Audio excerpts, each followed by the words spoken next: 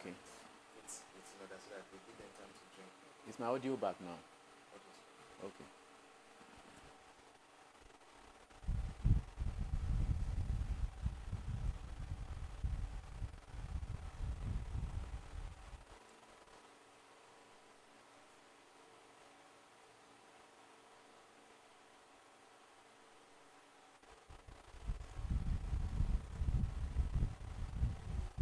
Okay. Welcome back, everyone. Please, we are very sorry for that challenge we are having here. It is due to poor network in this area, but we have sorted it out. The class will be very smooth now, I'm very sure. So sorry, please. Now, if you can now hear me, if you are back online and you can hear me clearly, please comment yes. Comment yes or comment continue, please.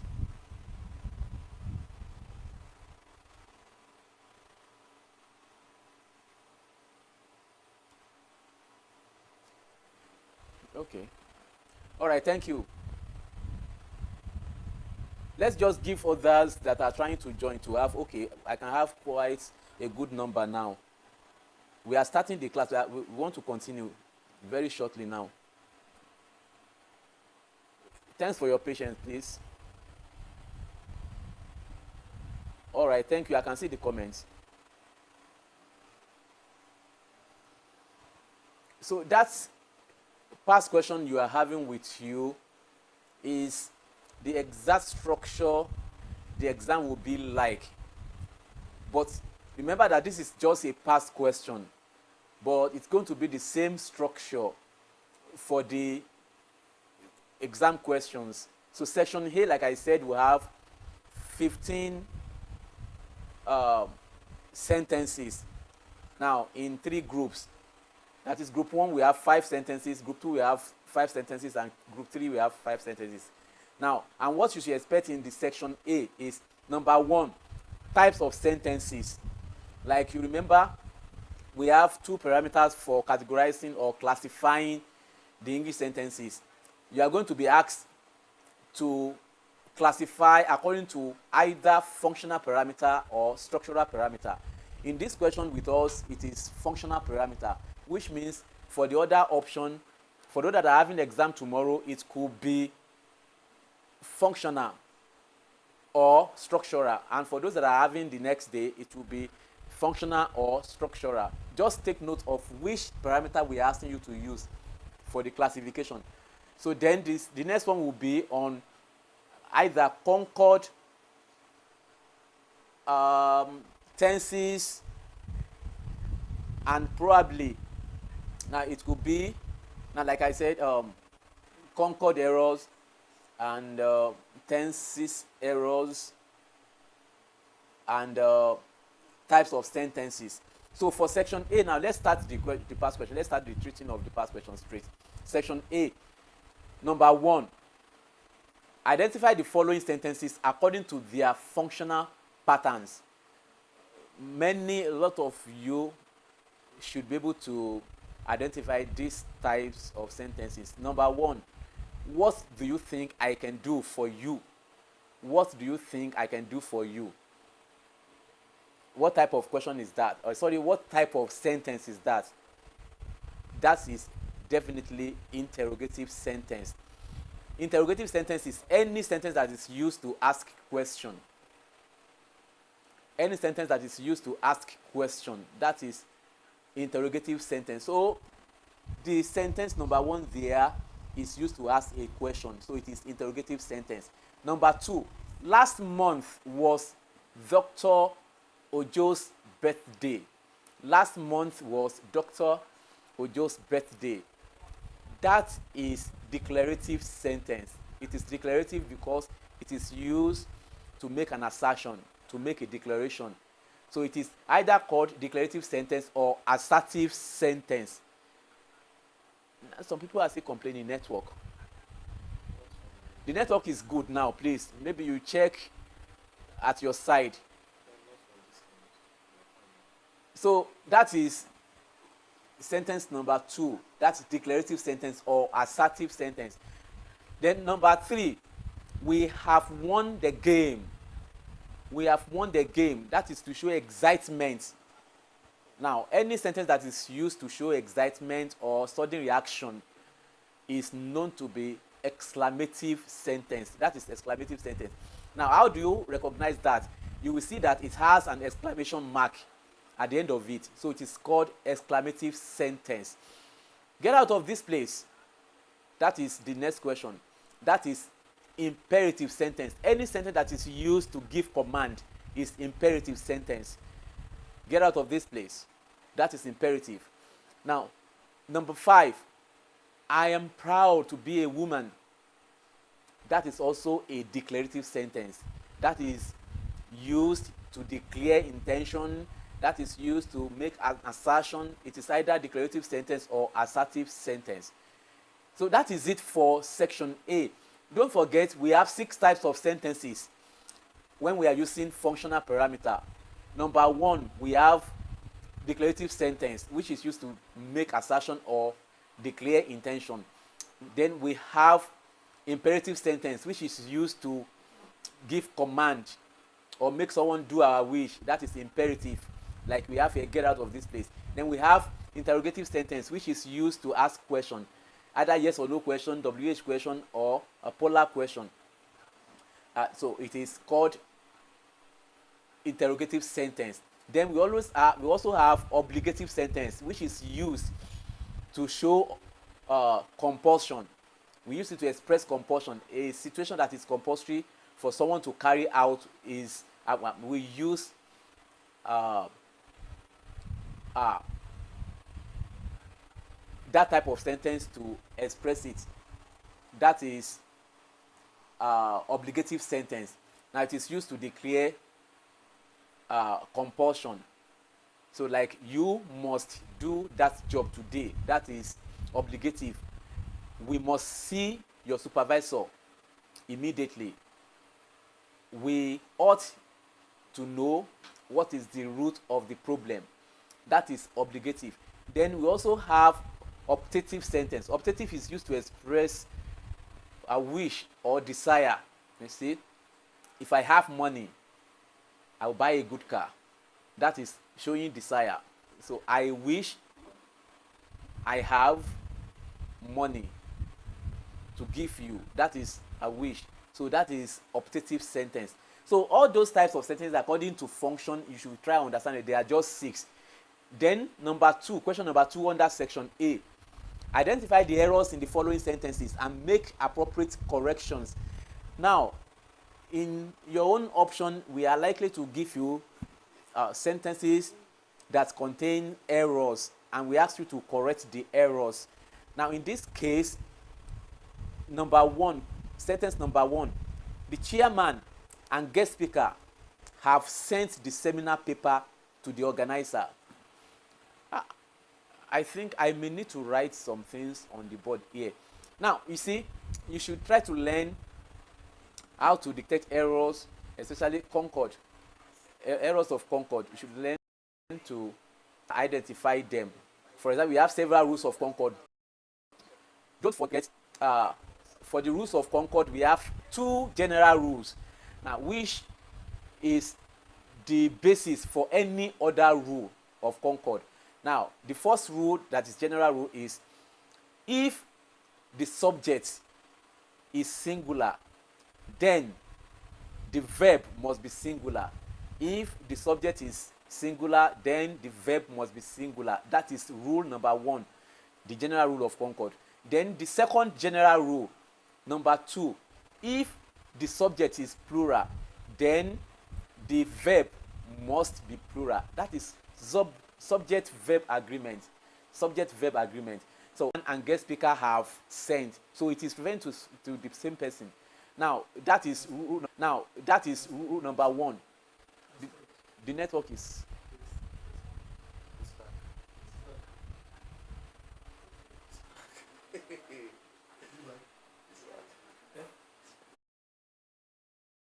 Sorry, the network is bad now. It's back now. The network is back now. Okay. Now, the chairman and guest speaker refers to the same person. So you don't say have. Remember the rule of concord number 1. If the subject is singular, the verb must be singular. The singular verb is has, and the plural verb is have. You should know the difference between has and have. Has is singular, have is plural. Had is the past tense of the two. But here we have singular subject. So the answer is has sent the seminar paper. Okay, I want to repeat that question. Sentence number 1, under identify the errors in the following sentences and make appropriate corrections. I said this is based on rules of concord. We have general rules which are just 2. When the subject is plural, when the subject is singular, then the verb must be singular. That's rule number 1. Rule number 2, when the subject is plural, then the verb must be plural too. So in this case now, the chairman and guest speaker referring to the same person. If it is referring to different people, we will have it as the chairman and the guest speaker. That is different people. But for the same person, it is the chairman and guest speaker. So the second now does not have the article D. It means it is referring to the same person, which means it should be has sent, not have sent. That is for sentence number 1. So you just rewrite the sentence and say the chairman and guest speaker has sent the seminar paper. That is correct. That will give you 1 mark. Then number 2, sentence number 2, the principal as well as his teachers arrive tomorrow. Now, there is another rule of concord that is a specific rule. Rule number 2. Rule number 2 is when the subject is plural, the verb must be plural. When the subject is plural, the verb must be plural. Now, like if we have sentence A as the chairman and the guest speaker, that is plural subject. Now it will be have. The verb now is plural verb. But if it is the chairman and guest speaker, the subject is singular, so the verb must be singular. So we have has as the singular verb there. So has sent the seminar paper to the organizers. So number 2, that is sentence B.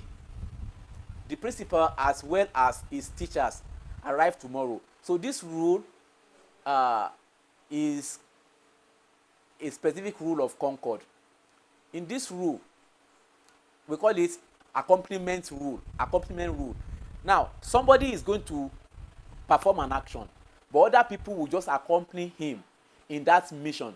It is called accompaniment rule. So in accompaniment rule, we can have words like as well as, in collaboration with, in conjunction with, or we say together with. So all those words, they are accompaniment markers. We call them accompaniment marker. So if you see accompaniment marker in any sentence, now you should consider the subject.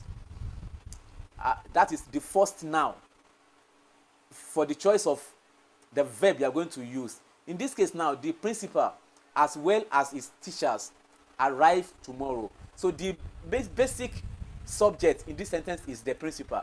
Now other noun there, which is his teachers. The teachers are only accompanying him. Like if you say John together with Mary has gone to the bank. I said has gone to the bank because it is only John that is the major subject there. The other noun that carries as well as or together with is only accompaniment. So any accompaniment that is used with a singular subject, now we make the verb to be singular verb. So in this case now, we have no business with his teachers. Now, one way you can deal with this is to move the accompaniment to the end of the sentence. So if you have the sentence as the principal arrives tomorrow as well as his teachers. The principal arrives tomorrow as well as his teachers. So it means that the subject is a singular subject, not plural subject. So when you see accompaniment marker like as well as, together with, in conjunction with, in collaboration with, they are only accompaniments. You don't consider them. You consider only the subject, that is the first noun. Now, in this case now, the principal is our major concern. The principal arrives tomorrow. The principal arrives tomorrow. That is the answer. So the verb you are going to use there is arrives. Now, and you should take note that in the sentences you are going to correct, majorly you are only going to correct the verbs, because it is the verbs that must agree with the subject. So look at the verb. If the verb does not agree with the subject, then change it to the appropriate verb that will agree with the subject. So the principal as well as his teacher arrive tomorrow. Arrive does not agree with the principal because it's a singular subject. So change it to arrives and the sentence will be correct. So you have your full mark. Then number C. Please, that rule is called accompaniment rule. Take note of it. Accompaniment markers are markers like as well as, together with, in collaboration with. When you see them in sentences, it means the subject, if it is singular, you should consider it to have singular verb. So number 4, sentence D. We had been friends for a long time. We had been friends for a long time. Now the verb had in that sentence is wrong, because there is nothing that's happened that will be another action in this sentence. When you don't have two actions where one precedes the other, you don't need to use had. So in this sentence now, it is we have been friends for a long time. Now, if we have an additional information to the sentence, that is, oh, all right, I'm very sorry. Let's go back to C. Let's go back to C. I will come back to explain D again. I'm very sorry. So C, sentence C is a list of books were found on the table. A list of books were found on the table. Now we put books there, which is a plural now, to confuse you, to make you think that it is a plural subject. Now in this case, it is not a plural subject. Now we have a lot of things in a whole. A lot of things in a whole. So we are considering that whole. So a list, just one, a list of books. We have only one thing, just one list which contains names of books. So it is just a singular subject, not plural. So it is not where, it is supposed to be was. So a list of books was found on the table. A list of books was found on the table. Now these same rules affect sentences that have a pair of in the structure. So if you say a pair of something should take a singular verb, because we say a pair. So a pair of shoe is a singular subject, so it will take a singular verb. A pair of glasses. Now some people make a lot of mistake when they use a pair of. Now if you say a pair of glasses, okay, glasses is sounding like plural, but a pair has made it to be singular verb. So a pair of glasses was found on the table. A list of books was found on the table. A pair of scissors was found on the table. A pair of will take a singular subject. Now can we now go to sentence D? So the answer to that one is was. A list of books was found on the table. Now let me say something there. Now you cannot say where is my glasses. It is wrong to say where is my glasses. You can only say where is my pair of glasses, or you say where are my glasses. Now you have two glasses now in a frame, so it has become a pair. So if you don't want to use a pair and you want to remove a pair and you want to say glasses, it should be where are my glasses. You can also say I want to wear them now. Where are your glasses? Go and wear them. Instead of where is your glasses? Go and wear it. No, it is wrong. If you want to see them as singular, then you say a pair of. Where is your pair of glasses? Go and wear it. Where is your pair of glasses? Go and wear it. Or where are your glasses? Go and wear them. Where is your pair of shoes? Go and wear it. Or where are your shoes? Go and wear them. So do you understand now? So when something is in a pair, you refer to it as a singular.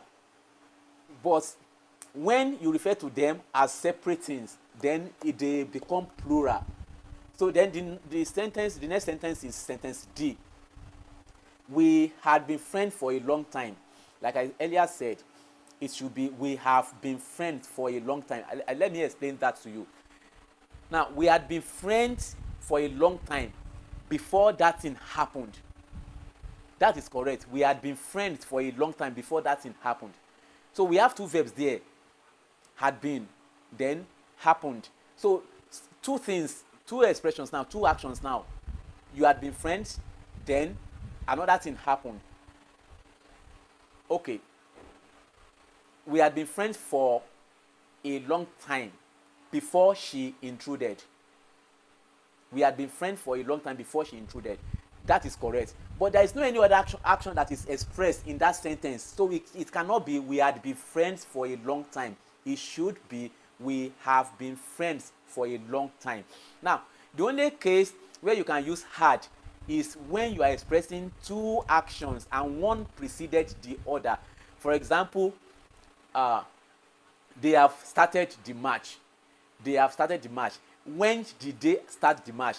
They had started the match before we came to the stadium. So you are already watching the match and somebody just gave you a call to ask about the match. Then you can tell the person they have started the match. That is, they have. But if he says when did they start, you can say they had started before we came to the stadium. They had.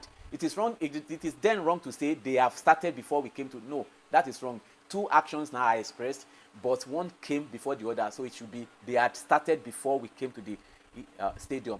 In this case now, no other action is expressed. So it should be we have been friends for a long time. So the answer is have.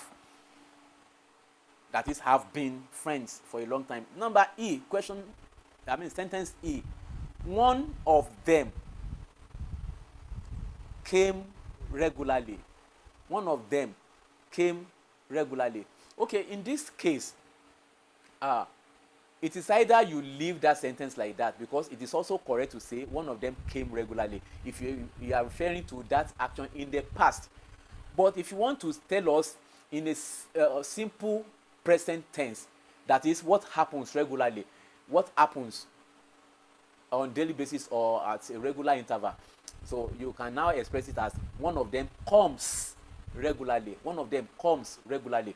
In this case, now it is a specific rule of Concord too, that when you use one of, now this is very common with most students when they want to express a particular idea or thought that involves one of a group of people.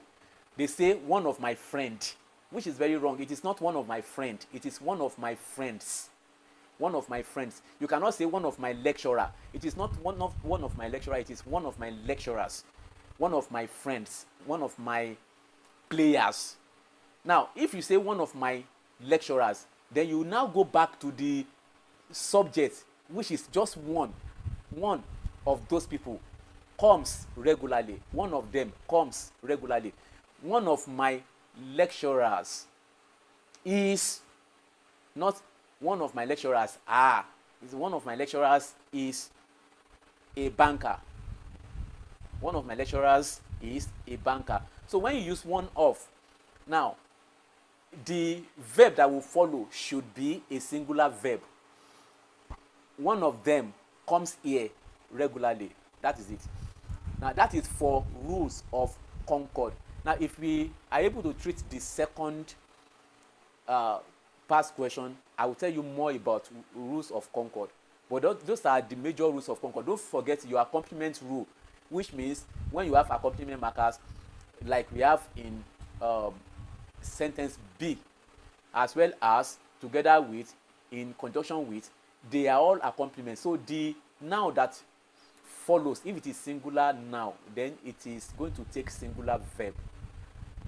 Try and understand that. So we are done with errors of Concord. We are going to correct errors in the exam, but the structure will be to test you on specific rules of concord, like double subject concord, then like appositive, now in apposition, like we have in number 1, which is the chairman and guest speaker. So if we have two nouns, but the two nouns are referring to the same person, it is called appositive concord, that is using now in apposition. The chairman is also the guest speaker, and that is the rule. Then number 3, sentence group number 3, identify the tenses of the verbs underlined in these following expressions. Okay, in this case, we are going to test you on tenses. We have only 3 types of tenses in the English language. If any textbook or material is telling you we have several types of tenses: past tense, present tense, past continuous, past participle, whatever. All those ones are not tenses. Now, the only 3 tenses we have in English language are the present tense, past tense, and the future tense. Those are the 3 tenses. Now, when you now talk about the aspect of the tense, you can now say it is continuous, it is participle, or it is perfect. So we have perfect tense as what is it? As part of what we call aspect of the tense. So perfect is the aspect of the tense, continuous is the aspect of the tense. That is, at that time you are referring to it, what is the status of that action? So is it progressive, which is continuous, or is it completed, which is perfect? So in that case, we have present perfect, past perfect, present continuous, past continuous.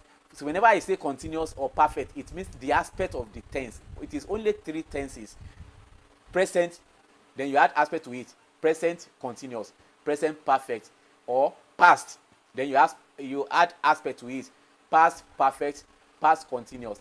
So for these sentences now, sentence A, Toby had done the work before they arrived. Toby had done the work before they arrived.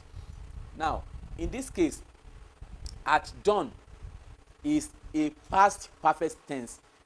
Remember I told you the other time that has, singular, we use it for perfect tense, then have, plural. But when you never use had, it is the past form of the 2 verbs, which are has and have. But in this past form now, the action is completed, so it is perfect in the past. So it is past perfect tense, had done.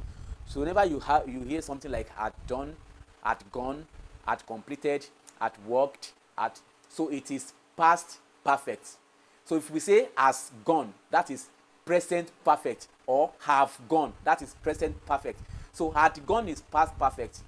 So sentence B, Dennis had eaten his food. That is also a past perfect tense. Past perfect tense. If it is present perfect, it's going to be Dennis has eaten his food. Okay, that is past perfect also. So I have been working since. Have been working. You will see progressive in that action. The aspect of this verb is progressive, that is continuous. So we say, what if the question is two of my lecturers?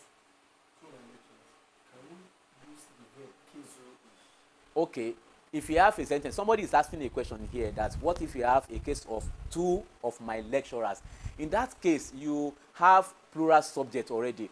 2 of my lecturers have traveled to the UK.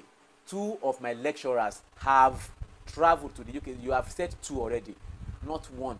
Remember, in that rule, I said if it is 1 of my. Now, for example, if you say one of the women who sells gold in that complex. Now, that sentence is wrong, because you, as one of the women, there are some women in that complex who sell gold, but one of them who also sells gold. Now, you are going to consider 1 in the second verb. So in that question you have asked now, if you say two of my lecturers, then the verb will be plural verb. It's going to be have. Please, I believe you understand that. Now the next one, where are we? So I have been working since. So that action is not completed yet. It is still in progress. It is still in progress. So that is present perfect continuous. Now it is perfect because we have the verb have. Whenever you see have or has in a sentence, the action is perfect. Now it is perfect, but the expression is showing that it is progressive as at the time the person is referring to in this sentence. I have been working since, present perfect continuous tense. So it is participle, and some people will call it participle, present participle tense. Okay, so number D, that's sentence D. Eve gave Adam an apple in the garden. That is simple past tense. Eve gave. So the verb gave is underlined. That is simple past. That is simple past tense. Now, broke, told, danced. So that is simple past. When you say goes, tells, gives, that is simple present. All right. So the next one, beat him. Actually, that is an imperative sentence, but it is in the simple present form. This imperative sentence is in the simple present form. Simple present. So beat him is simple present tense. Simple present tense. So we have tenses in that regard. Now, any question on section A, because we are moving to the aspect of logic now. Another lecturer is going to take the aspect of logic. Now, but let me attend to any question you have.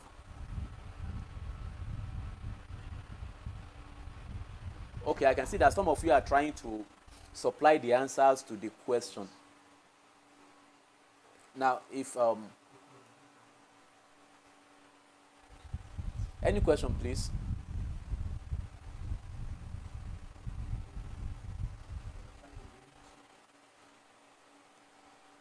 Okay, there is a suggestion that we leave the logic for the lecturer in charge. We continue with section C and section D. Let's quickly go to section C and section D. Now, I'm going to tell you what we expect you to do when we give you this kind of questions in section C. In section C.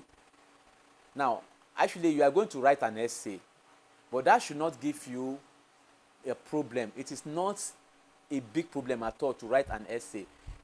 Just know how to go about it. I will just give you some basic requirements on how to write an essay. So section C is essay writing. We are going to give you 3 different topics. You are going to choose one of the topics and you are going to write a very good essay on it. Your essay is going to carry 15 marks. And like I've told you, marker. I'm very sorry. I need to put some things on the board for you. Please check this instruction I'm going to put on the board. Please, sir.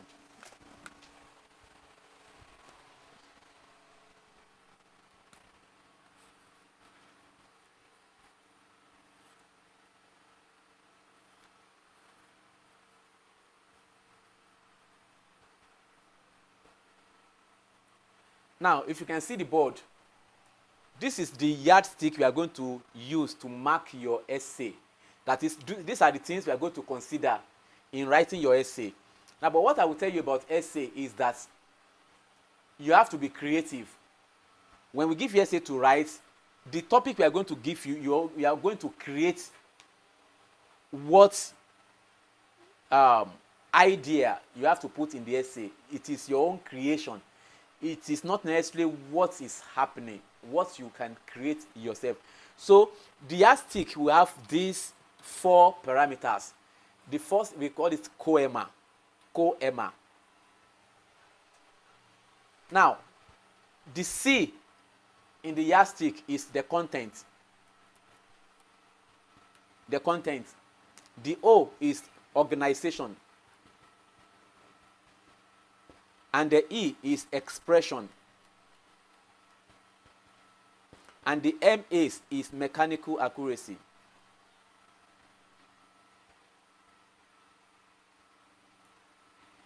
Now, I will explain the 4.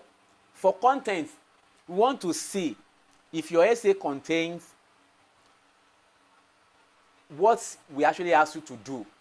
If the content of your essay is in line with what we ask you to do, if you have not deviated from what we ask you to do, then that thing we ask you to do, did you give us enough information?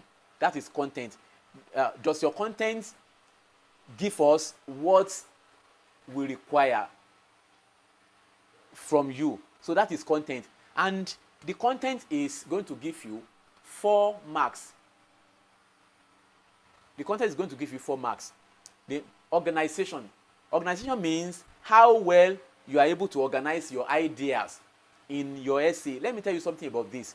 Whenever you are giving essay, make sure at the back of your question paper, write the ideas you are trying to express in the essay. For example, if they ask you to write causes of student failure in tertiary institutions, causes of student failure in tertiary institution. Now, you quickly think about those things that can cause failure. Then you're able to write them. Maybe peer influence, absence from class, peer pressure. Maybe you have 4 different ideas. Those 4 ideas, you are going to express them in 4 different paragraphs. That means 1 paragraph for 1 idea. It means your essay already has 4 paragraphs.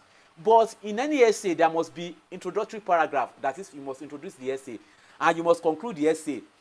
If you have introductory paragraph and concluding paragraph, you already have another 2 paragraphs, which means your essay will have 6 paragraphs.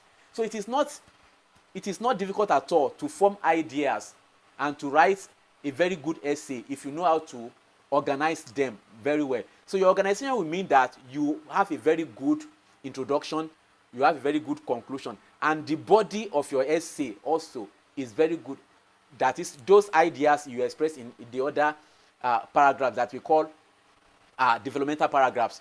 If they are very good ideas, you are going to have a very good essay to write. So what you have to do is quickly write the ideas, the number of ideas you want to write. That will give you a clue of how many paragraphs your essay will have. So if you already have 4 ideas, it means your essay will have 6 paragraphs. If you have 5 ideas, it means your essay will have 7 paragraphs. So if you can have essay of 6 paragraphs, you are good to go.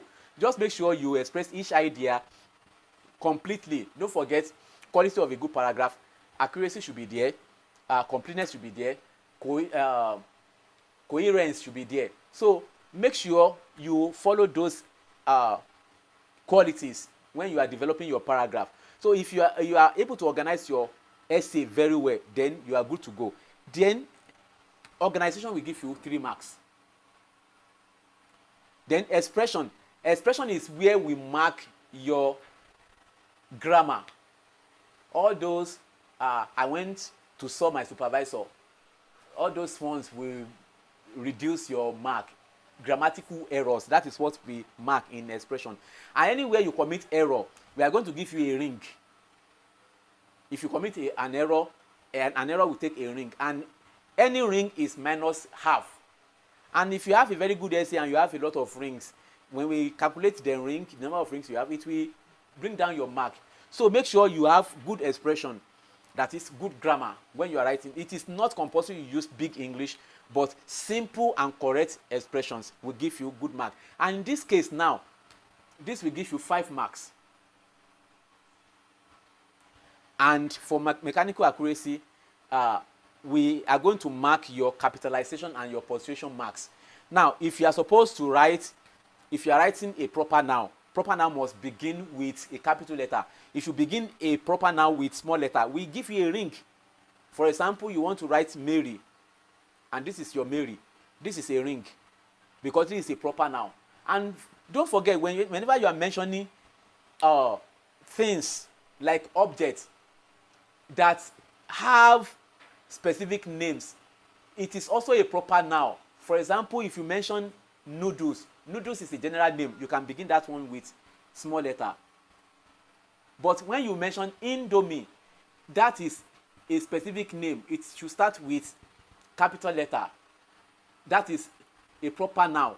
Those are literally two errors you commit, because some of you will write it as small letter I, which is very wrong. Now, it is a proper noun because it is a specific name given to a specific type of noodles.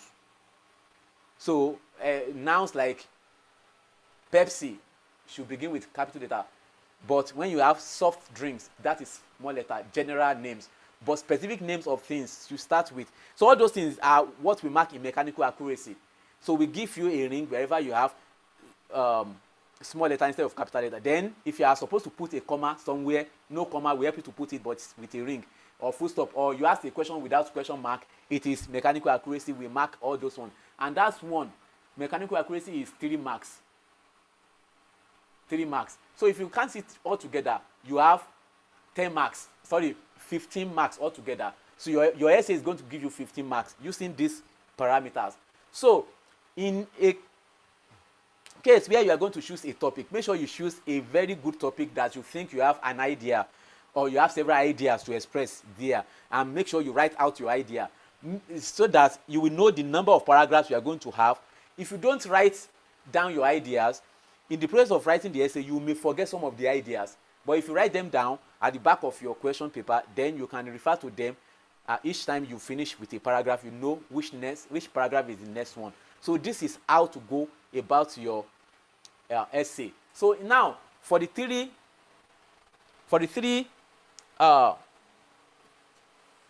essay questions we are going to give you. So there are 3 topics here. Now, let's use these ones as examples. The question number 6, the devastating effect of corruption on Nigeria's economy. Now, the topic is simply for you to identify what effects corruption has had on Nigeria's economy. What effects? Now, you can think about 3 or 4 or 5 effects that it has had on Nigeria's economy and write them down. In that, for example, you have 3 effects or 5 effects. You can have any number of effects, but make sure you don't have too much ideas to express, because you have limited time to spend writing the essay. You don't have the whole day to write the essay. So in this case now, write down your ideas. What are the effects? Just list them. You already have a good essay. But after listing the effects, start with introduction. Tell us what you know about corruption and how it has affected Nigeria. So start your essay with something like, corruption has eaten so deep into the economy of Nigeria in so many ways, and this has caused a lot of. So just begin it with some introductory expressions that will give us a clue about what the essay is going to be about. So that is what we call introduction. Tell us what we are expecting to see in that essay. That's how to write your introduction. Now, after that, start your essay from the first idea to the last idea. And don't forget to conclude it. The conclusion is the summary of your position as regards the topic, the summary of your position. What is the position? What do you want to emphasize in that essay? That is what we call summary. Your essay must have that's what we call conclusion. It must have a conclusion. Then question 7, factors responsible for the failing standard. All right, factors responsible for the falling standard of education in Nigeria. But somebody is asking a question. What is the question?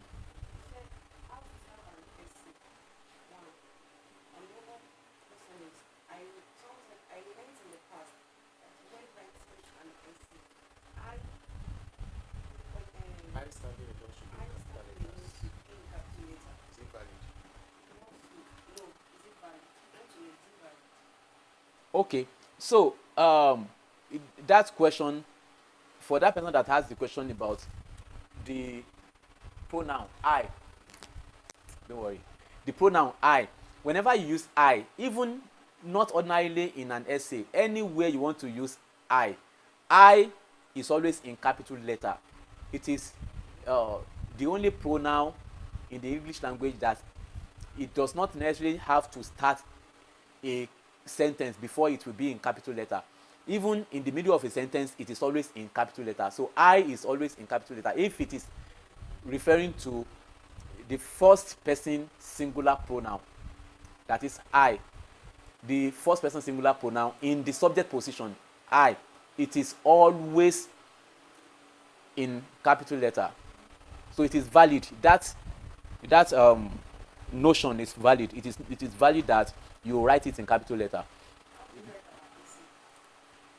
And for the person that is asked question on how to start an essay, you start an essay with your introduction. Introduction means you telling us what we are going to see in the essay you are writing, what you should expect to see in there, what is it all about, what is the essay you are writing, what is it all about. Now it is the like giving somebody a clue of what he or she is going to see in this place he or she is going.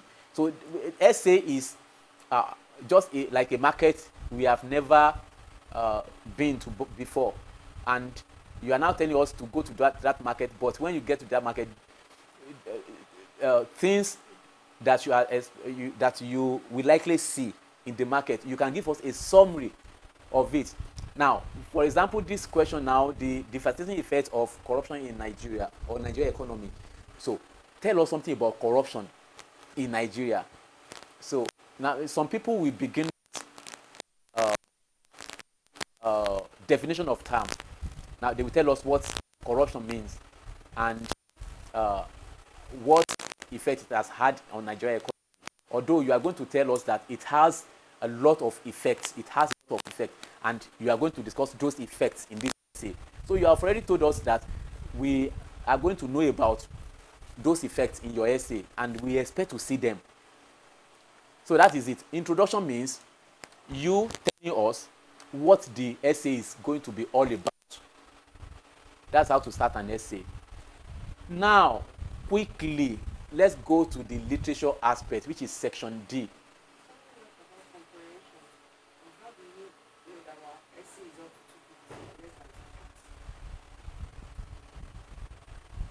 Read that question again. Someone asked about comprehension. And how do we know our letter is up to 250? All right. For the person that is asking about comprehension, how do we know our letter is up to 250? In this exam, you are not going to write any letter. You are only going to write essay. Then you are not going to read any comprehension passage. You are only going to write essay. So no comprehension passage at all. Section C is essay writing, just essay writing. Then how do you know if your essay is up to 250 words? Now I can tell you how to calculate that. Now when you begin your essay, you are going to start your essay before you calculate your number of words. Now start your essay, write the first paragraph. Now in the first paragraph, check the first 3 lines of your paragraph. The first 3 lines. The first line, that is line 1, how many words do you have there? Line 2, how many words do you have there? Line 3, how many words do you have there? Add the number of words you have in each line from line 1 to line 3. Add them together. For example, line 1 you have 8 words. Line 2 you have 7 words. Line 3 you have 8 words. Add 8 plus 7 plus 8 together. Then divide it by 3. The answer it gives you is the average number of words you have in a line. So since you know the average number of words you have in a line, then the number of words they have you to write, 250 words. Write 250 words divided by that number. Let's assume the average number of words is 8. So 250 divided by 8. that is the number of lines your essay is going to have. That's the number of lines your essay is going to have. You should try to understand that. The first 3 lines, how many words are in them? Add them together, then divide by 3. That is the average number of words you are going to have in a line. Then divide 250 by your answer, which could be either 8 or 7 or 9. So whatever it gives you is the number of lines you are going to have. So if you have the time, you can count the number of lines ahead and put a mark in the last one, so that whenever you get to that place, you know you have already reached 250 words. That's how to calculate that. Okay. So let's quickly go to literature. Now, literature.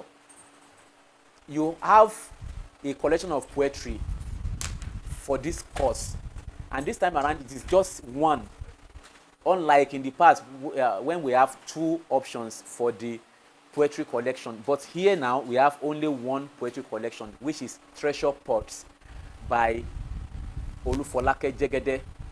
Treasure Pots. Now, try as much as possible. I've told you, for those of you that have not gone through any class or any lecture on literature, how to go about it, what you have to do is read at least, I'm telling you now, at least 3 poems. Read them. Read them very well and make sure you understand the major message in the poem. What is the message all about? For example, in Treasure Pot, the poem titled Abigail. Abigail. Now look at the way Abigail is written by the poet. Now, it portrays something when you read through the poem. Now, the major lesson in that poem is the opinion, the notion some people have about a girl child in Africa. Now, in some culture, when a woman delivers, when a woman is delivered of a baby, that is when a woman gives birth to a baby, the first question people will ask is a boy or a girl. Now, if they say it's a boy, they say, ah, that's good, the man has won. But when they say it's a girl, and oh, your wife has knocked you down. Now, because they have the notion that a male child is more important than a female child, that is why in some culture they will never send a girl child to school, because they will think it's a waste. What stands for their notion, I may not know, but that is what the poet is pointing at, that why should we discriminate between a girl child and a boy child? And when somebody gives birth to a baby, we will now ask, is it a boy or a girl? And you will see the look in the face of some people, like when they say it's a girl, and they begin to show some attitude like, why should it be a girl? In some cases, some men left their wives because the wife has been unable to give birth to a baby boy. Instead of a baby boy, it's always a baby girl. So they have that hatred towards a baby girl. That is why the poet has put that poem, those lines together in the poem to express his own opinion about that attitude people are showing when they give birth to a girl child. What she is trying to say is that a child is not bigger than the other one. There is equality. It's either a male child or a girl child. It is all equal. So they are both good children. You give birth to a baby boy or a baby girl, they are all good children. So don't discriminate between a baby girl or a baby boy. That is what the poem is saying. So you already know the major lesson, the central idea that poet is trying to address in that poem. But one thing is that in any poem, there will be a set of themes that the poet will have projected. For example, in a poem, you can have theme of love. You can have theme of hatred. There could be something like theme of hatred in Abigail, because some people hate to hear a girl child being born. So that is theme of hatred, honestly. So we can have something like theme of primitive attitude. Now, it is highly primitive to say, to discriminate between one child and the other. So it is a local idea. Now, there could be, in any poem, let me tell you several themes you can see in a poem. You can see theme of hatred, theme of love, theme of oppression, theme of corruption, theme of a marriage. You can see theme of cultural advancements, theme of war, and several themes like that. So, but the central idea in any work of art is what we call theme. Like in the primary school, when they tell you a story, after the story they ask you what are the major lessons you have learned in it. So any idea, any central idea that you see in a work of art, that is the theme. So, but in a poem, you may have more than one theme.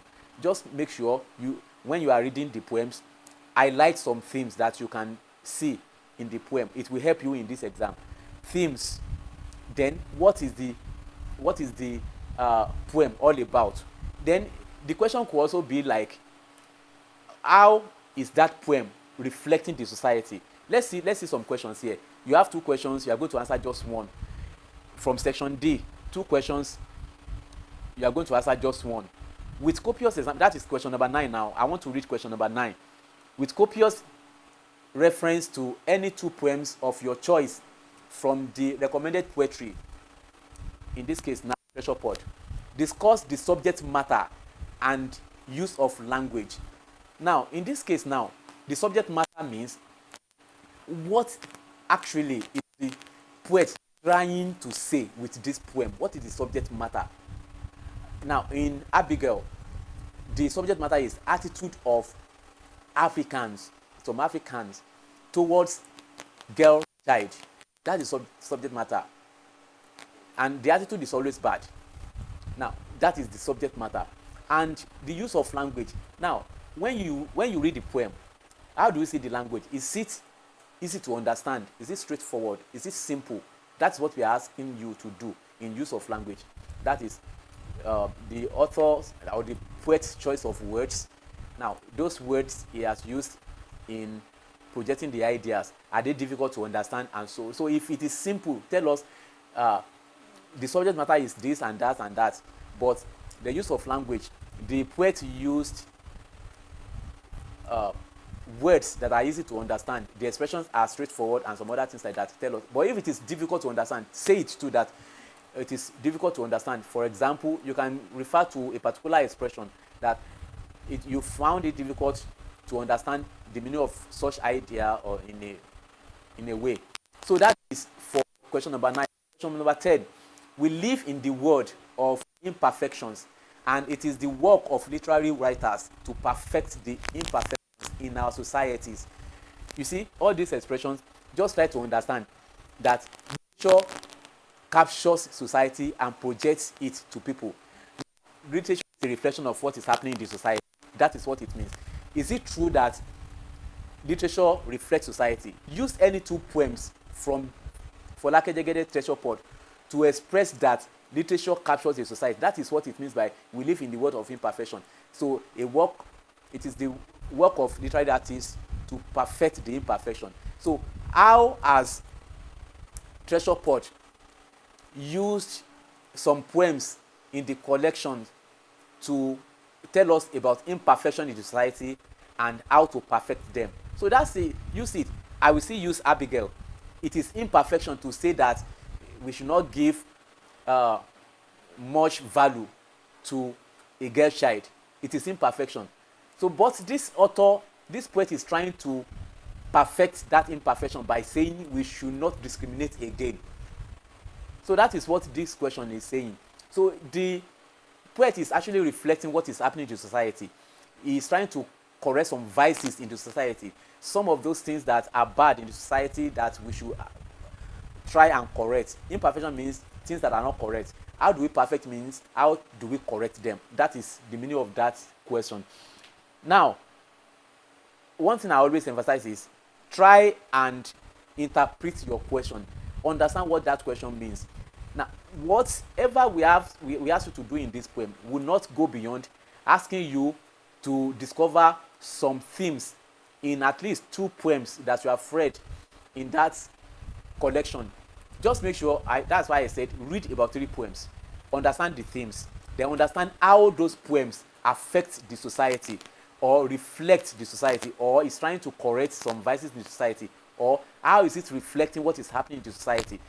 There is no poem you read in that collection that will not tell you a specific thing as it is happening in the society. So that is what we are going to ask you to find out. What you have found out, write or express your own idea or feelings about it. What are the ways the poem has actually reflected the society? How has it projected happenings in the society? If there is any error in the society, how has it corrected it? That is it. And again, themes, language use, and what again? Those are the major things. Make sure you understand the themes, the major lessons you have learned from it, what is it projecting about the society, and how is it correcting errors in the society. This is off.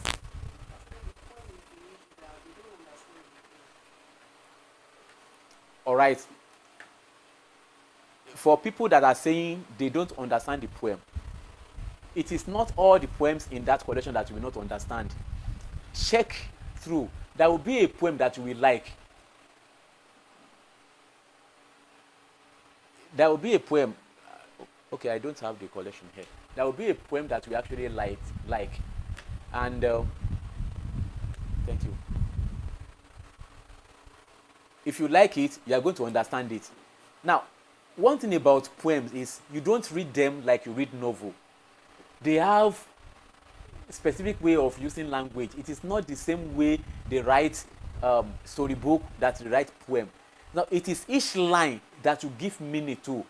And sometimes you have to read 2 lines that are following each other before you can understand what it means. A line may not give you an accurate meaning until you read the following line. And that is called enjambment. That is, now, the meaning in a line extended to the next line to it. So you may have to read the 2 lines before you can understand something. So don't think you will read poem like you are reading novel. It is not done that way. So go back to those poems this night. Check for a very good title that attracts you. Then read it line by line to understand what the poet is trying to say. I've told you about Abigail now.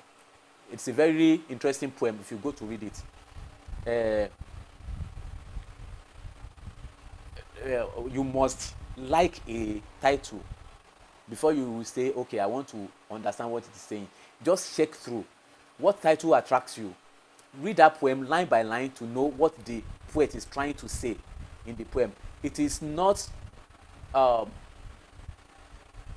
difficult to understand it. I want to tell you that the language of the poet throughout all the collection is very simple to understand.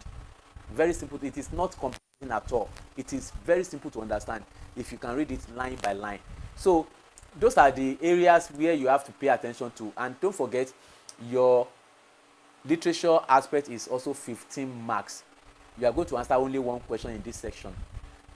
Now, section A, that is section 1, all questions.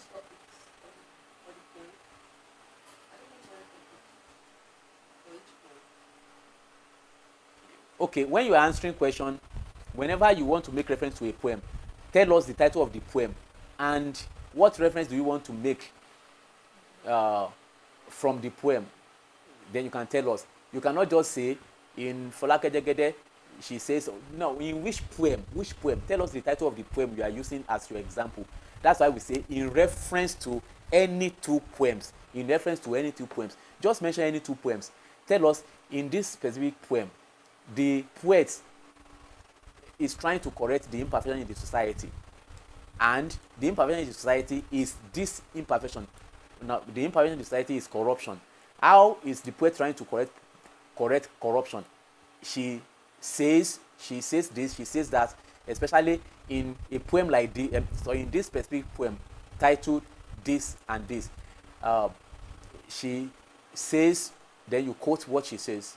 Now, it is not compulsory that you quote it verbatim, exactly the way the poem put it, but you can just quote it that in that poem, something like this is what the poet is referring to, and so on and so forth.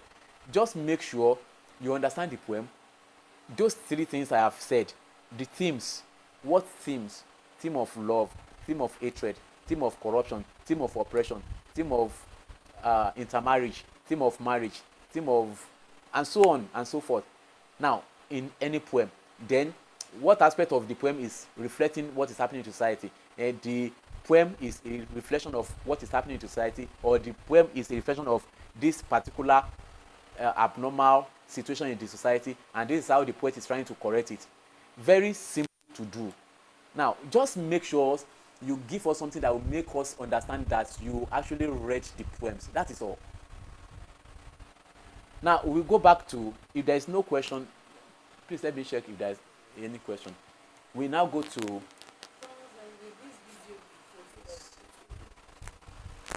with this video.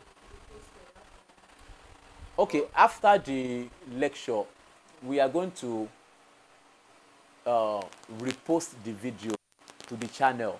Now, the only thing you can do is to make sure you subscribe to the channel. Now, if you have subscribed to the channel, you will get notification once we repost the video. It's going to be reposted, don't worry. So we now go back to this section B. UI.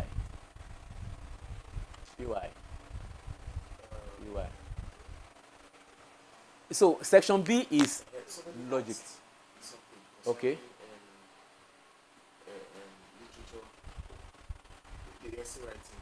Okay. If we are preparing a solution to a problem, Okay. the Okay. solution being the conclusion. Okay.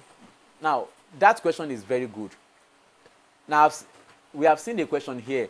That person asked if we are writing an essay that requires us to write problem and solution, with the solution being the conclusion. No. If the question is causes, effect, and solution, it means you are doing three different things. You want to tell us the causes of a particular problem, then the effect of it, that's another aspect. Then the solution, that's another aspect. It means you are touching three different aspects. But if the question is effect and solution, that means you are doing two things. You are going to list the effect, then you are going to list solution in the body, not in the conclusion. You can have three effects and only one solution.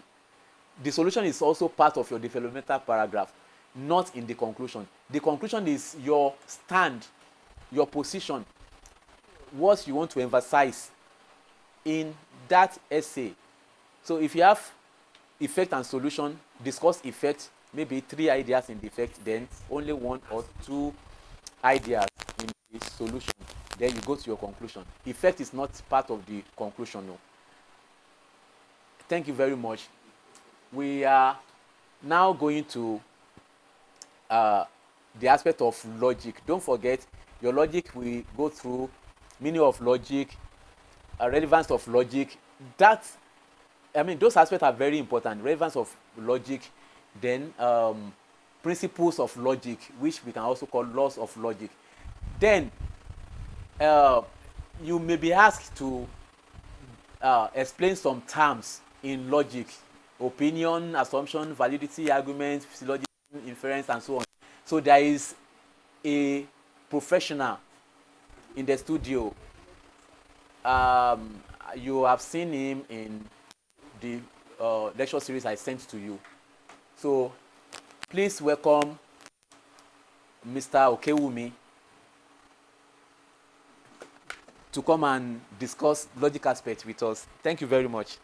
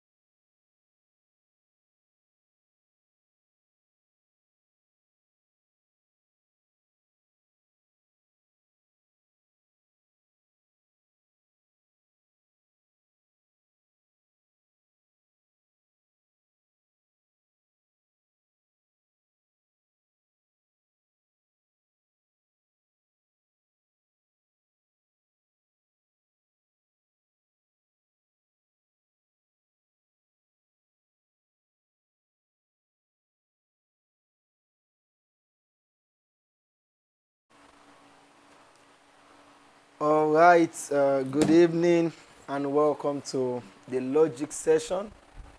We intend to just look at it together. Let me be sure you can hear me. Thank you very much. Just let me know if the sound is fine as we also proceed. Okay, so let me know. Let me see your comments. Can you hear me? Is the sound fine? Oh, good. Okay, the sound is fine. Okay, good. Okay, that's fine. So, good evening, scholars, and welcome to the logic session. We will be looking at these major aspects, and I need you to please pay attention because if you do, you will be able to score about 15 marks already on the table, as they say, sure banker. All right, so we'll be looking at the meaning of logic before we look at the relevance of studying logic.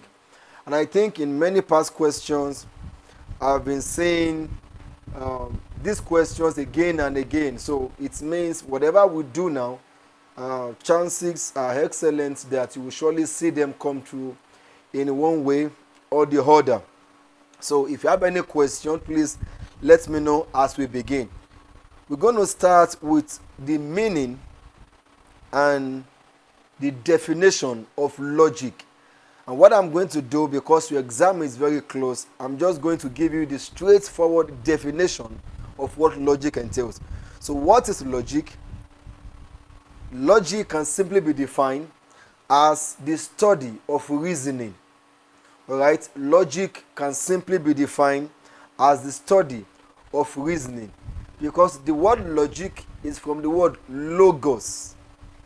Logic is from the word logos, and logos means to reason, which is the mental activity of a man. You must be careful not to be defining logic as mere psychology. All right? Why psychology, neuroscience are talking about the activity of the brain. Logic in most times is talking about the mind. All right, so that is the meaning of logic. Logic is simply the study of reasoning. We can also define logic as the ability to differentiate between sound argument and unsound argument. Logic is also the differences between sound argument and unsound argument. These are the definition of logic. Now, many people can also define logic as ability to differentiate between sound reasoning and also unsound reasoning.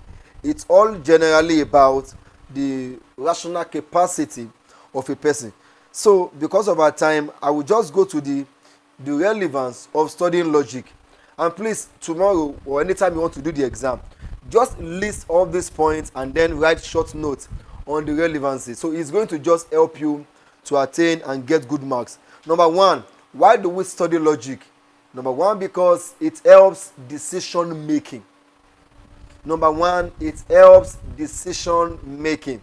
Because when you reason things out, it is believed that you'll be able to come to a decision that is so sound and that is so beautiful and brilliant. So we are saying, number one reason for studying logic is that it enables you to make sound decision. Number two, it helps your analytical skill. You'll be able to analyze something. So people will not just tell you what, if somebody told you, okay, look at this example. Somebody can say, I went out now and I can tell rain has fallen. And you can be in the room and be saying, I'm not sure you are right. Why? There was no sound.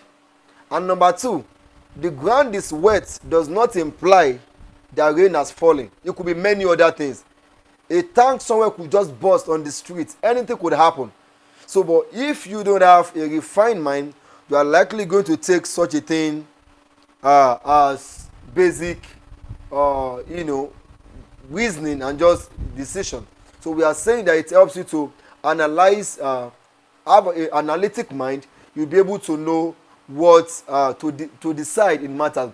The other one is that logic enables you to differentiate between sound argument and unsound argument.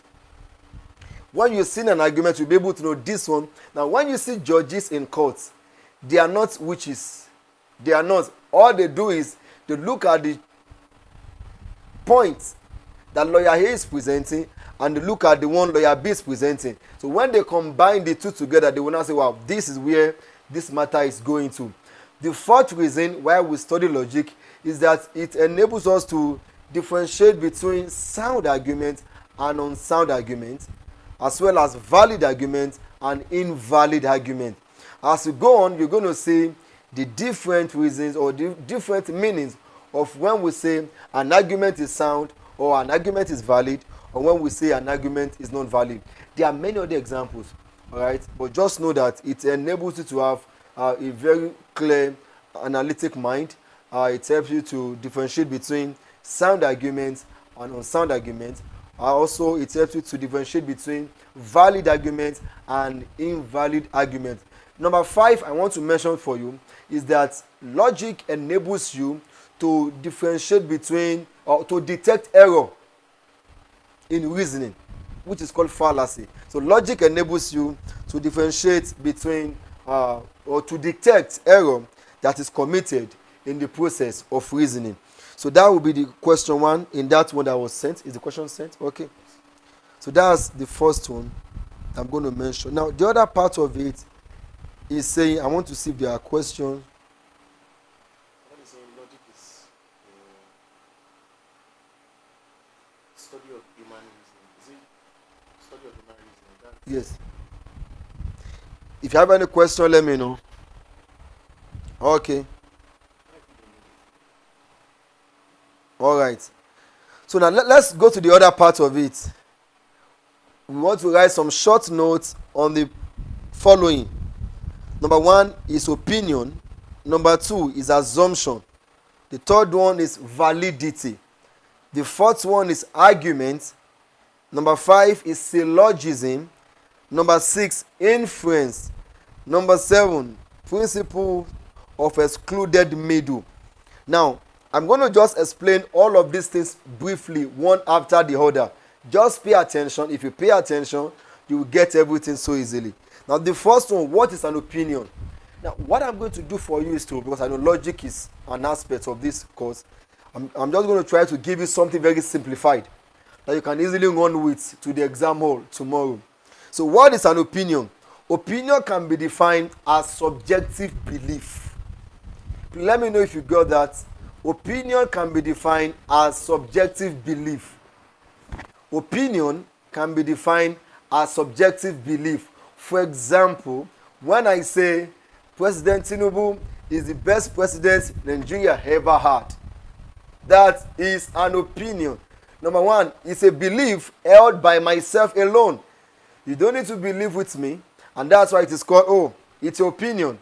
When people say Cristiano Ronaldo is the best footballer, somebody can say, no, that's just your mere opinion. What you are saying is that statement is not a fact. All right, it's just somebody projecting their belief system. So opinion are belief. All right. Now, assumption. What are assumptions? Assumptions can be defined as mere propositions. Assumptions can be defined. Let me show. Is the network fine? All right. Okay. Let me be sure. Is the network fine? Can you still hear me, scholars? Let me know if you can. Are you fine? Okay. All right. So, assumptions are propositions. Assumptions are propositions that can either be true or false. Okay. So assumptions are propositions that are either true or false. I'm going to give you an example. If I say it is going to rain tomorrow, I'm just assuming. And all you need to do to confirm the statement. Are we back? we are not off yet. That's stop. Okay.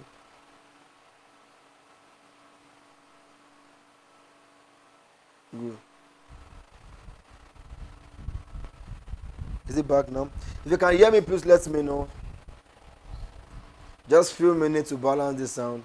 If you can hear me. Is it back? So please. I'll just take a step back. So Okay, I'm just going to. Now, can you hear me now? Can you see me? Can you hear me, scholars? Okay, can you hear me? Right, right. So, were you able to get the opinion? Subjective belief. Okay. Can we go on, please? Let me know. Let me get your feedback.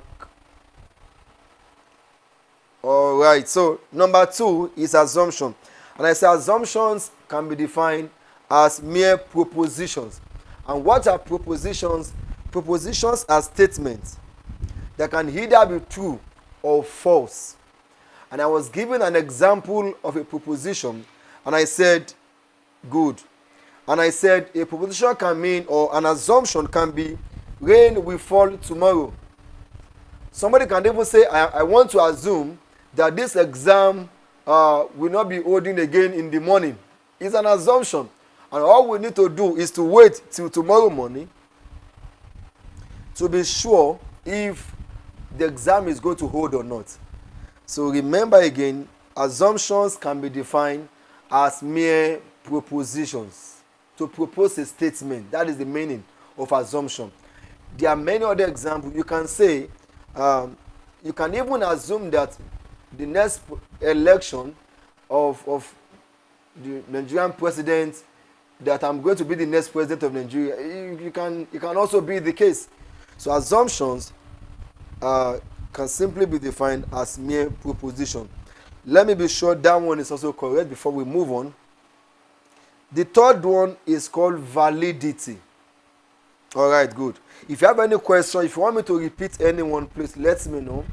I am just going to repeat so that you can understand. The next one is validity. Now, what is validity? Validity is a feature of an argument. Validity is a feature of an argument. And what does it mean? An argument is valid when the premises support the conclusion. An argument is valid when the premises support the conclusion. That is the meaning of validity. So we say an argument is valid. For example, I'm going to give an example when we get to the meaning of argument. So an argument is valid, for those who are writing, when the premises support the conclusion. That is the validity. And the other one is arguments. What is an argument? And this one is the major topic in logic. Arguments can be defined. Oh, good. An argument can be defined. Oh, let me be sure the sound is fine. So we can be sure it's not from here. it's from that particular person. A lot of people have confirmed that they can hear. Okay, let me. Can you hear me, please? Okay, So they heard you. that's fine. You are right. Ken, they are date. Okay, that's it. Mere proposition. That's an assumption. You are correct. Now, opinion, for those who are saying we should define it again, opinion can be defined as subjective belief. Subjective means personal, individual belief. That is the meaning of opinion. Opinions are individual or personal belief. That's an opinion. All right. Okay, so thank you very much. Now let's move to the meaning of argument. Now, argument can be defined as a set of proposition. This is proposition on the oh. Can I write? Can I start? Okay. Let me write the meaning of proposition so you can get what I'm saying. This is the word proposition.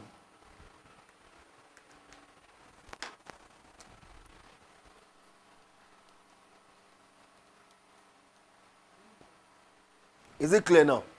Now let me do something for you. Let me write something on the board. Hold on, let me write something on the board for you.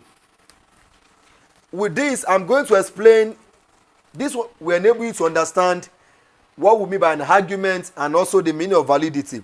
Now, an argument can be defined as a set of propositions made up of one part known as the premises and other part known as the conclusion. For example, this is an argument. There's a part we call premises in argument, and this is what it means. All men are mortal. Premise 2. Ade is a man. Then I want to conclude by saying, if all men are mortal, mortal means all men will die, and Ade is part of the men, necessarily Ade must die. So the conclusion here will now be, therefore, Ade is a mortal. Now, you might need to write down this example on the board, because this is what we call an argument. This is what we call an argument, and is given a standard form. So I told you earlier, an argument is a set of proposition. This is proposition 1 and 2 and 3. However, these two parts are called premises. And what are premises? Premises are reasons given to support your claim, known as the conclusion. I'm going to explain that again for you to understand, because they can ask you to write 10 examples of an argument. An argument can be defined as a set of propositions made up of two parts. A part, this one is a part, is called the premises or reasons or basis for your conclusion, which is what you intend to say. This one on the board is called the standard argument form. Why is it standard? It has two premises and it has a conclusion. And what are we saying in this argument? What I just want to say is, Ade will die one day. And you're asking, why are you saying that? So I'm going to give you my reasons. I will say number 1, because all men will die. And Ade is also a man. So if Ade is a man and all men will die, therefore Ade too must eventually die. So this one on the board is called an argument. Let me be sure if you got that one. If you want me to use another example, maybe I should just use one more example for you. And this thing will... can I... Okay. Let me use one more example for you of an argument. Let me use another example. More marker. Let me use another example for you.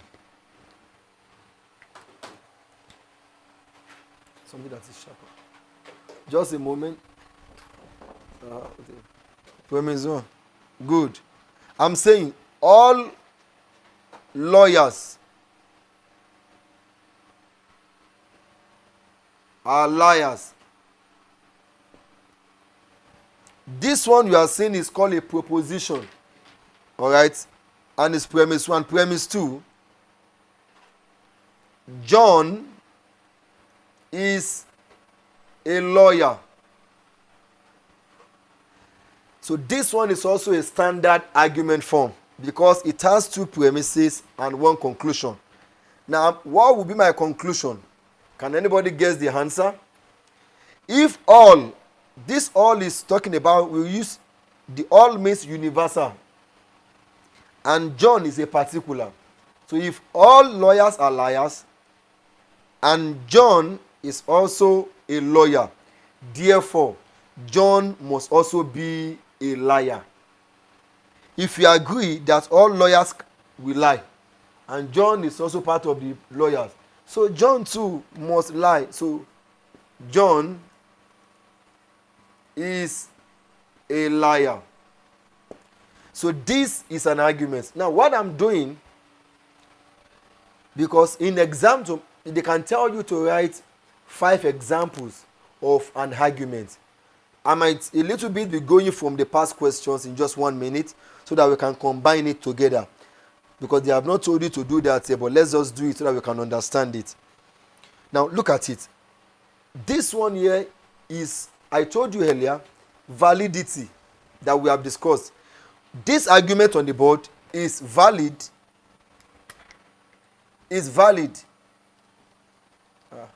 I'm going to need marker too. Just a moment. This argument is valid.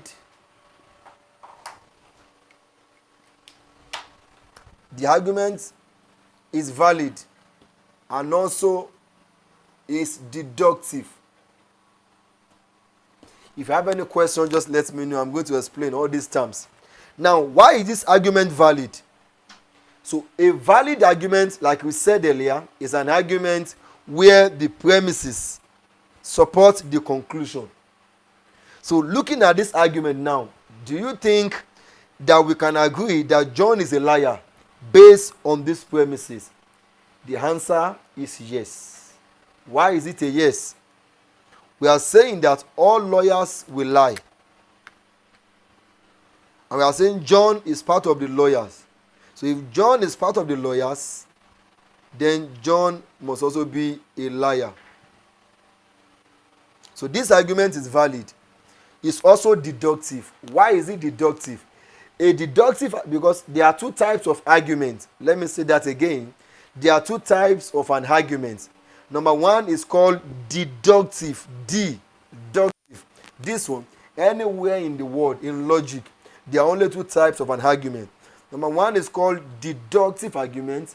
Number 2 is called just put I, N, then inductive argument. So a deductive argument is an argument where the premises support the conclusion. The same thing for valid arguments. Alright? Why inductive argument is an argument where the premises do not give you enough reason to believe the conclusion. I'm going to give an example. Let me say that again. Deductive argument is an argument where the premises support the conclusion. Why inductive argument? The premises do not support the conclusion. Now let me just give you one more because of time. Let me give you one inductive argument. So we have defined opinion, assumption, validity, and argument. Now let me give you this example. Premise 1. Bolu is a polite and is tall.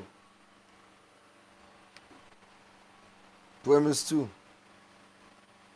Bayo is a polite and he is tall. Conclusion: all polites are tall. Now, this on the board here, if I ask a question, do you think this argument is valid or invalid? I told us earlier that an argument is invalid when the premises do not support the conclusion. Now look at the premises. And don't forget what I told us about the meaning of premises and the meaning of conclusion. Now, please note it. Premises can be 10. They can be 20. But conclusion can only be 1. Again, premises can be 10. I can continue again and again. But conclusion can only be 1. Now, look at these premises. I am saying I know of a person who is a poly student and also is very tall. I also have a friend known as Bayo, a poly student, and is also tall. I'm now saying because of that, it seems all poly students are tall. This argument here is invalid and also inductive. Why? If they tell you to state your reason, you will say your reason is because you can just put the reason simply by saying the premises do not support the conclusion. That is the reason. In some cases, they will tell you, is this argument valid or invalid? And they will tell you to also state your reason for such a claim. All right, so we have used this example to define what is the meaning of an argument and also the two types of argument that we have.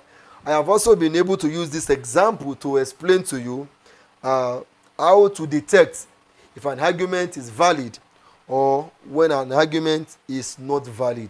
Please don't make that mistake. Straightforward, an argument is either deductive or inductive, and an argument is either valid or invalid. All right. Thank you very much. Let me also see if you have other questions here. Let's move on. What is a syllogism? Now, look at the board. This is a syllogism.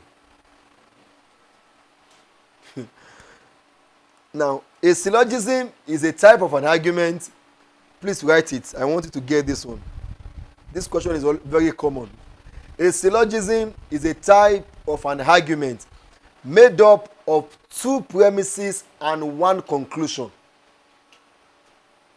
A syllogism is a type of an argument made up of two premises and one conclusion. That is what we call a syllogism. For the third time, a syllogism is a type of an argument made up of two premises and just a conclusion. So all the ones I have given us earlier, they are all syllogism.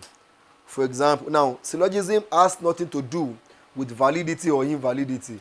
For example, if I say all doctors are university graduates, Taiwo is a doctor, therefore Taiwo must be a university graduate.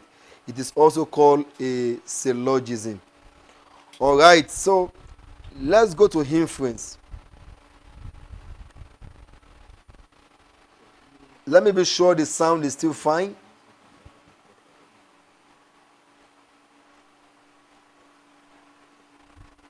What about farmer is better? No. Okay, somebody. All right. Can you hear me, please? Let me be sure the sound is still fine as we treat the last two questions. Okay, good. Good. Thank you. So what is an inference? An inference can be defined as a way of arriving at the conclusion from the premises given. An inference is a way of arriving at the conclusion from the premises given. So when it simply means from the word infer. From what he has said, I can infer that A, B, C, D is the case. So inference is a process by which we arrive at the conclusion from the premises given. They are just basic English words. Just write them and put a good example and you will be fine. So inference means arriving at a conclusion from the premises given. Alright, so that will be all on that note. Finally is the principles or the principle of excluded middle. And what I'm going to do for us on that one is to probably write for us the 3 laws of logic in just 1 minute so that we can. But let me define excluded middle. Excluded middle is a principle of logic that states that a statement can either be true or false. A statement can either be true or false. That is the meaning of excluded middle. A statement is either true or false. If you say a statement is true, you can no longer say that that same statement is false. So it means a statement is either true or false. Now, there are other two principles of logic, because there are three. There are all three principles. Number one is called the principle of identity. We have the principle of identity, we have the principle of excluded middle, and we have the principle of non-contradiction. Identity means if a statement is true, then it is true. Law of identity. If a statement is true, okay. Somebody said we should define premises again. Premises can be defined as the reasons, basis, foundation given to establish or support a claim. Premises are the basis, the reasons, the foundations given to establish a claim. All right, so let's return to the principles of logic. Number one is principle of identity, which states that if a statement is true, then it is true. Principle of non-contradiction is the second one, which states that a statement cannot be true and false at the same time. Non-contradiction states that a statement cannot be true and false at the same time. And the last one, which is the question here, is the principle of excluded middle, which states that a statement is either true or false. That will be all for now on logic. Let me know if you have any question. I think it's high time we closed. So any question, please, on logic, anyone, in just 1 or 2 minutes before we call it a night. The second principle, okay, hold on, let me just get the question, we'll just pick them together. The second principle of logic, number one, okay, so, all right. The first one is identity. We state that a statement is either true or false. That's identity. A statement is either true or false. Non-contradiction states that a statement cannot be true and false at the same time. And the principle of excluded middle states that a statement is either true or false. All right, so those are the three principles. Eh? The principle of identity states that a statement, if a statement is true, then it is true. Identity states that if a statement is true, then it is true. All right. Excluded middle states that a statement is either true or false.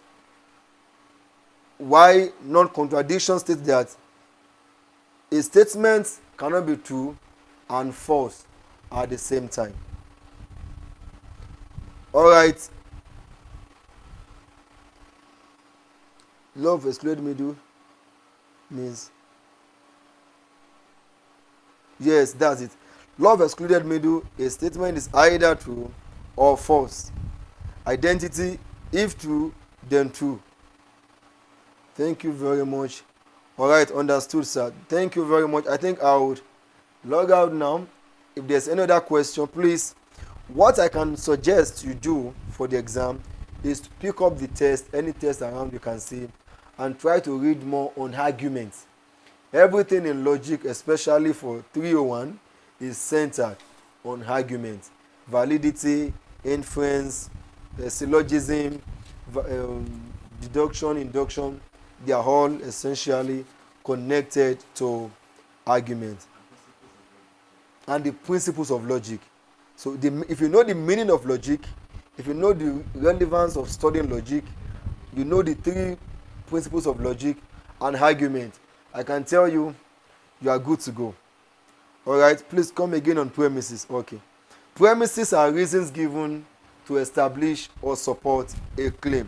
All right, thank you very much. I'm going to be off your faces now so that our lecturer can return to close with us. Thank you so much.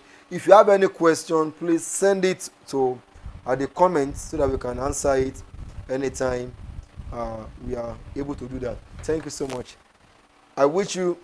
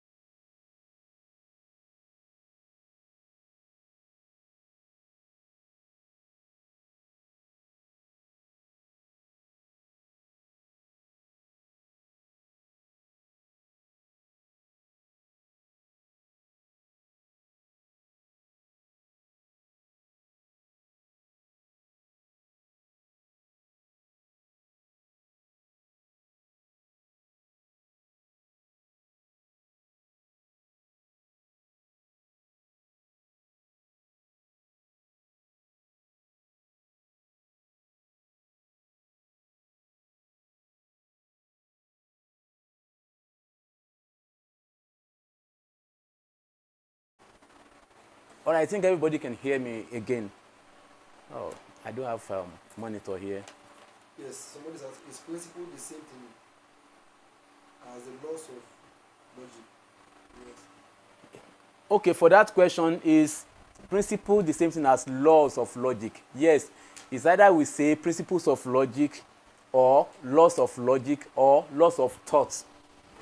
Any of the three, principles of logic, laws of logic or laws of thought, it means they all mean the same thing. Now, what I will do now, please, the second past question I gave to you, that is 2022-23. I will just give you the answers to the questions so you can go through them again. I will just give you the answers to the question because I already gave you the. Can we display it? Okay. Okay, son. That is 2022-23. Please check. I will begin from the section A, sentence. I will just give you the answers. I may not be able to explain most of them again. Now, spot the errors in each of the following sentences and correct them. Now, which means you must understand some of these rules of Concord.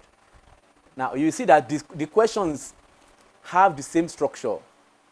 2022, 2023, and 2024, 25, they have the same structure. And that is the same structure that you will see in this exam too. We are not changing the structure. But it is not going to be the same questions. Now, number one, spot the errors in each of the following sentences and correct them. A, one of the boys are not from Ibadan. I have told you about the rules of Concord that uses one of the. So one of the boys is not from Ibadan. The answer is not from Ibadan. Did you get that one? One of the boys is not from Ibadan. Number two, I will come if I can be able to make it. Now, this rule, what is wrong here is can be able. There is nothing like can be able in the English grammar. If this is the answer, I will come if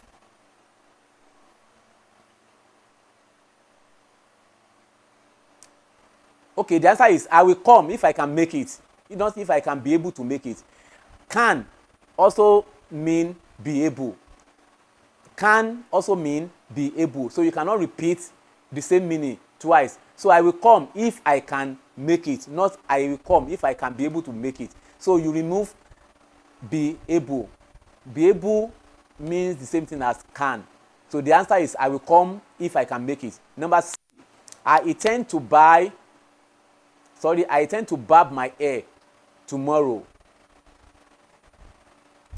I intend to barb my hair tomorrow. It's either you say I want to barb my hair tomorrow or I intend barbing my hair tomorrow. I intend barbing my hair tomorrow. So D, I ate my breakfast in a hurry and then leave for school. The error there is the second verb. You ate, then you left, not leave. I ate my breakfast in hurry and then left for school. So there are two clauses there. The first one has simple past tense, then the second one should also have simple past tense, which is left. Then the sentence E, he reversed back into the road only to hit the pole. He reversed back into the road only to hit the pole. To reverse means having movement backward. So you don't need to say back. The answer is he reversed into the road only to hit the pole. So remove back. You cannot say reverse back. It is only reverse. Reverse has already given the direction to the back. So there's nothing like reverse back. Did you get that right? It is not reverse back. It is okay. He reversed into the road only to hit the pole. So question number 2. Identify the types of the following sentences according to their structure. Can you see now? The first one is according to function, but here we have according to structure. So you should be prepared to answer questions on sentences structure or functional parameter. So in this case now it is structural parameter. Number F, that's 2F. The man proposed to the lady, paid her bride price, married her legally, but divorced her 2 years later. Now, look at that sentence. It has how many main clauses? Now, just take note of the main clauses. Once you know that it has a specific number of main clauses, then you can determine 2 main clauses without a subordinate clause is for compound sentence. But now we have the man proposed to the lady, that is a main clause. Paid her bride price, that is another main clause. 2, marry her legally, that is another main clause, making 3 main clauses. But divorce her 2 years later, that is another main clause. That means it is a multiple sentence. There is no subordinate clause there at all. But all of them, we have 4 main clauses, which means it is a multiple sentence. A multiple sentence is any sentence that has more than 2 main clauses without a subordinate clause in its structure. So that means this is a multiple sentence. Don't forget, compound sentence has 2 main clauses, no subordinate clause. Multiple sentence must have more than 2 main clauses. So in its structure, without any subordinate clause, it is a multiple sentence. Now, G, she gave her the money in a rude manner. It is just a simple sentence. Only 1 main clause is there, no subordinate clause. She gave her the money in a rude manner. It is main clause. Sorry, it is a simple sentence, just 1 main clause. Then the H question, she discussed the matter with her while she was on transit. While she was on transit. That is a complex sentence. The first sentence there is, she discussed the matter with her. That is the main clause. But the other clause there is a subordinate clause, while she was on transit. So it is a complex sentence. It's a complex sentence. A complex sentence has only 1 main clause and at least 1 subordinate clause. Now, the next one, he shall obey him on the condition that he respects me. All right, I shall obey him on the condition that he respects me. Now, what is that?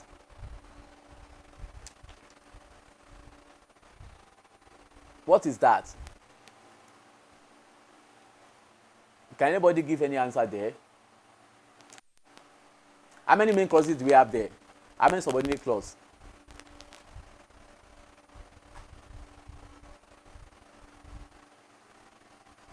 Now we have only 1 main clause.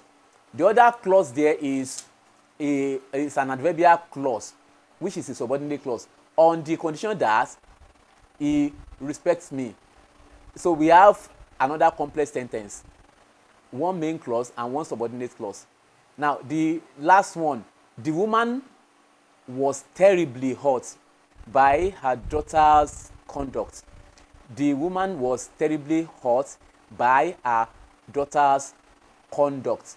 Now we have only 1 main clause. if you notice it, there is no subordinate clause at all. Now, the only thing you have there is a phrase. The woman was hot.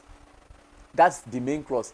The other part of the sentence is additional information to the verb was.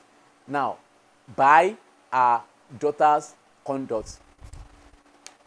So it's just one main clause, and we have it as a simple sentence. So the last question, the last sentence there is a simple sentence. And the last part, analyze the following sentences into the SPCA model. Oh, SPCA is a system of structure, sentence structure analysis.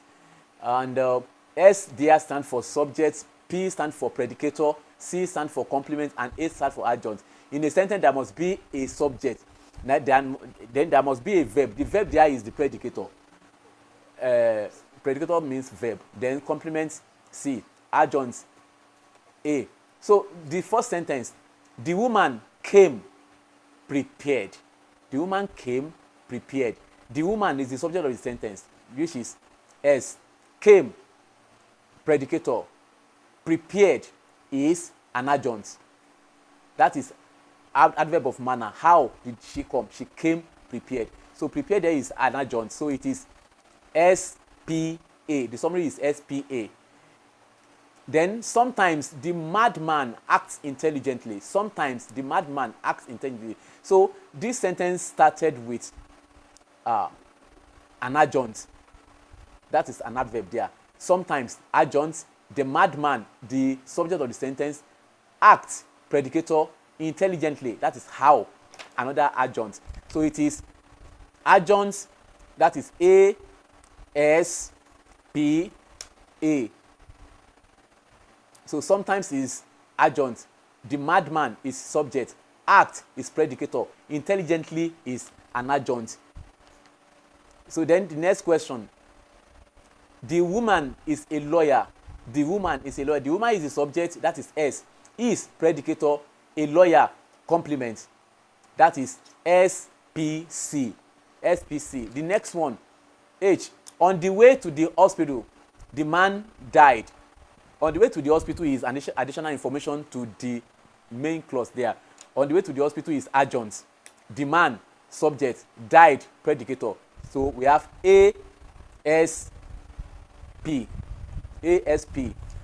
Adjunct, subject, predicator. The last one, her generator was stolen by the thieves. Her generator was stolen by the thief. Her generator is the subject. S was stolen, predicator, by the thief. Now the by phrase is actually a complement, because in the active form, the sentence will mean the thieves stole a generator. The thieves in the active form will be the subject. But in this case now the object has become the subject. So a generator subject, that is S, was stolen, predicator, and by the thief, complement.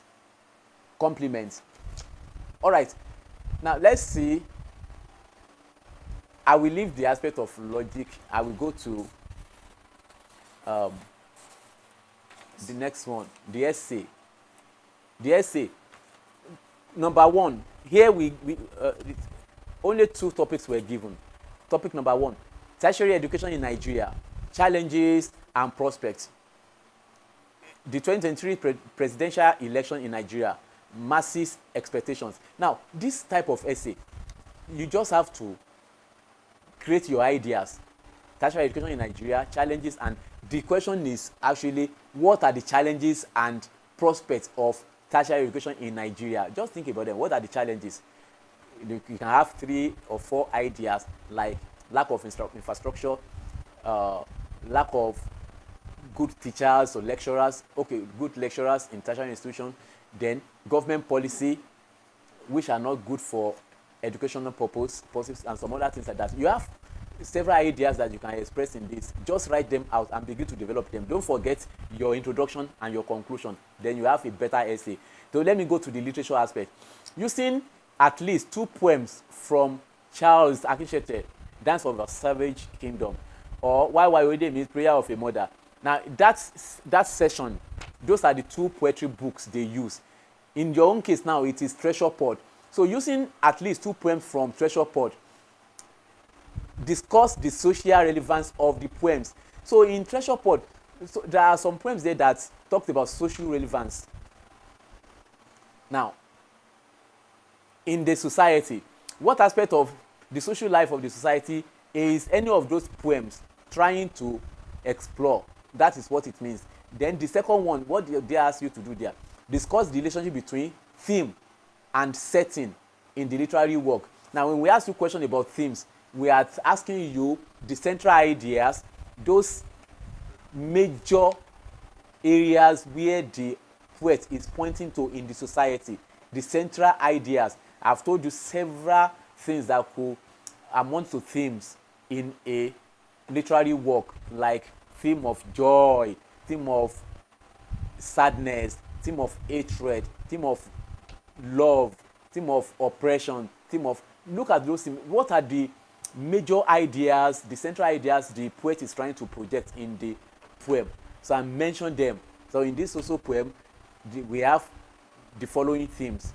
Then you begin to take the themes one after the other, that what it means, how he projects, how he or she projects the theme in that poem. That is what we want you to do in those ones. Which means, can you see now that from the other past question we have discussed, we saw themes there. We saw relevance to the society. We saw how it has affected to the society by trying to correct some vices or abnormalities in the society. So those are the areas. What is this poem telling us about the society? What are the themes that we can point out in the poem? Then how does it relate to what is happening in the society? That is what we want you to take note of in each of the poems. Read them. Just about 2 or 3 poems that you know you can explain better. It will work that way. Let me see if there is any question. I will answer only 2 questions, so we close the class. For those of you that are having paper early in the morning, you will be able to go and sleep. Any question? Okay.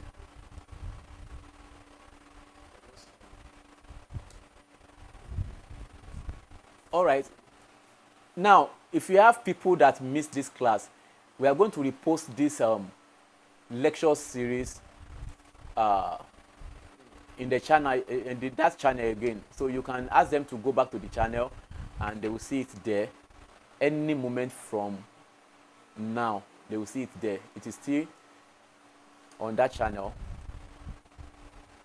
In the absence of no question, I wish you all the best in this exam, and I believe the result will be so impressive.